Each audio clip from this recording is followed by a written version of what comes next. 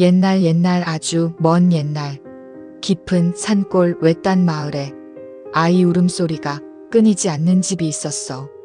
밤만 되면 에엥 하는 울음소리가 온 동네에 울려 퍼졌지. 그 집에는 갓난아이가 있었는데 어찌 된 일인지 밤마다 귀신에 홀린 듯 울어댔어. 부모는 아이를 달래려고 온갖 방법을 다 써봤지만 소용이 없었지. 오히려 아이의 울음소리는 점점 더 커지고 프리퀀시 간헐적으로 멎었다가 다시 터져나오곤 했어. 어느 날 밤 아이의 울음소리가 너무 심해서 동네 사람들이 모두 잠을 설쳤어. 보다 못한 노인 한 분이 그 집을 찾아가 말했지. 내가 보기에 그 아이는 그냥 아이가 아닌 것 같소. 뭔가 씌인 게 틀림없어. 부모는 노인의 말을 듣고 불안해졌어. 혹시 정말 귀신이 씌인 걸까? 다음 날 부모는 무당을 찾아가 구슬했어. 무당은 구슬하는 동안 계속해서 험상궂은 표정을 지으며 중얼거렸지. 굿이 끝나고 무당은 부모에게 말했어. 아이가 있는 방에 귀신이 들끓고 있습니다. 이대로 두면 아이는 물론 부모님까지 위험해질 수 있습니다. 부모는 무당의 말에 겁을 먹고 어쩔 줄 몰라 했지.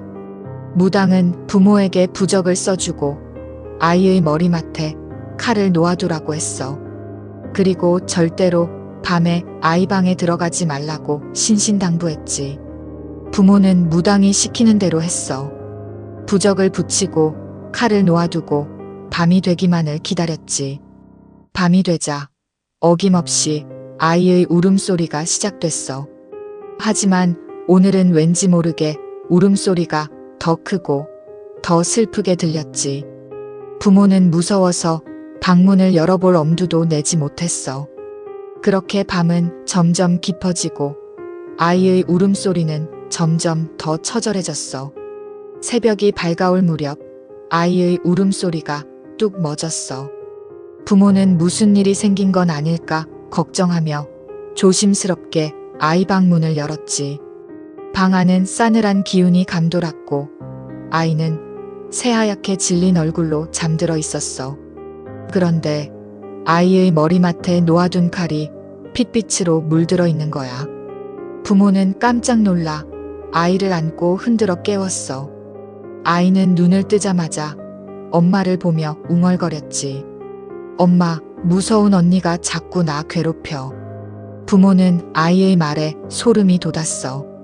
무서운 언니라니 대체 누구를 말하는 걸까? 그날 이후로도 아이는 밤마다 귀신을 봤어. 아이는 점점 야위어 갔고 부모는 아이를 살리기 위해 백방으로 노력했지만 아무 소용이 없었지. 결국 아이는 얼마 지나지 않아 세상을 떠났어. 아이가 죽고 난 후 그 집에서는 밤마다 이상한 소리가 들려왔어. 텅 빈 방에서 아이의 울음소리가 들리고 누군가 속삭이는 소리가 들리기도 했지. 동네 사람들은 그 집을 흉가라고 부르며 가까이 가지 않았어. 그러던 어느 날 젊은 남자가 그 집으로 이사를 왔어. 남자는 흉가라는 소문에는 아랑곳하지 않고 집을 깨끗하게 수리하고 살기 시작했지. 남자는 밤마다 집안에서 책을 읽거나 글을 쓰곤 했어. 어느 날 밤 남자가 책을 읽고 있는데 갑자기 방문이 저절로 열렸어. 남자는 깜짝 놀라 문 쪽을 바라봤지. 문 앞에는 창백한 얼굴의 어린 소녀가 서 있었어. 소녀는 슬픈 눈으로 남자를 바라보며 말했지. 아저씨, 나 좀 도와주세요. 남자는 소녀의 모습에 넋을 잃고 말았어. 소녀는 바로 그 집에서 죽은 아이의 영혼이었던 거야. 소녀는 남자에게 자신의 억울한 사연을 이야기했어. 자신은 억울하게 귀신에게 씌여 죽었고 아직도 그 귀신이 집안에 남아 자신을 괴롭히고 있다는 것이었지. 남자는 소녀의 이야기를 듣고 안타까운 마음이 들었어. 남자는 소녀를 돕기로 결심하고 귀신을 쫓아내기 위해 온갖 방법을 다 써봤지. 하지만 귀신은 워낙 강력해서 쉽게 쫓아낼 수가 없었어. 그러던 어느 날 남자는 우연히 오래된 책에서 귀신을 쫓아내는 방법을 발견했어.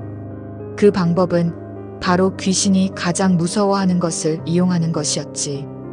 귀신이 가장 무서워하는 것은 바로 진실이었어. 남자는 소녀의 죽음에 얽힌 진실을 밝혀내기로 결심했어. 남자는 소녀가 죽기 전의 상황을 자세히 조사했고 마침내 충격적인 사실을 알아냈지. 아이에게 씌인 귀신은 바로 아이의 이웃집에 살던 여자의 원혼이었어. 그 여자는 아이의 부모에게 앙심을 품고 아이에게 씌여 복수를 하려 했던 것이었지. 남자는 여자의 원혼을 찾아가 진실을 밝히고 사과를 요구했어. 여자의 원혼은 자신의 죄를 뉘우치고 하늘로 올라갔어. 여자의 원혼이 사라지자 아이의 영혼도 편안하게 잠들 수 있었어. 남자는 아이의 영혼을 위로해주고 좋은 곳으로 갈 수 있도록 기도해줬지. 그 후로 그 집에서는 더 이상 이상한 소리가 들리지 않았어. 남자는 그 집에서 오랫동안 행복하게 살았다고 해. 하지만 가끔씩 밤하늘을 바라보며 아이의 영혼을 떠올리곤 했대. 그 아이는 어쩌면 자신에게 진실의 소중함을 알려주기 위해 찾아온 천사였을지도 모른다고 생각하면서 말이야.